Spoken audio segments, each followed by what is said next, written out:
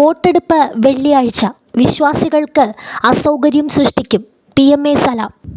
ലോക്സഭാ തെരഞ്ഞെടുപ്പിന്റെ ഭാഗമായി കേരളത്തിൽ വെള്ളിയാഴ്ച വോട്ടെടുപ്പ് നടത്താനുള്ള തെരഞ്ഞെടുപ്പ് കമ്മീഷന്റെ നീക്കത്തിനെതിരെ പ്രതിഷേധവുമായി മുസ്ലിം ലീഗ്.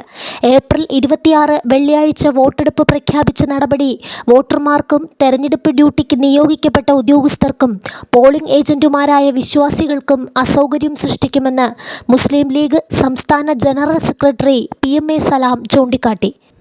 വെള്ളിയാഴ്ച ഇസ്ലാം മത വിശ്വാസികൾ പള്ളികളിൽ ഒത്തുചേരുന്ന ജുമുഅ ദിവസമാണ്. കേരളത്തിലും തമിഴ്നാട്ടിലുമെല്ലാം ഈ ദിവസം തന്നെ വോട്ടെടുപ്പിന് തെരഞ്ഞെടുത്തത് പ്രയാസം സൃഷ്ടിക്കും. ഇക്കാര്യം അടിയന്തരമായി തെരഞ്ഞെടുപ്പ് കമ്മീഷന്റെ ശ്രദ്ധയിൽപ്പെടുത്തുമെന്ന് PMA സലാം അറിയിച്ചു.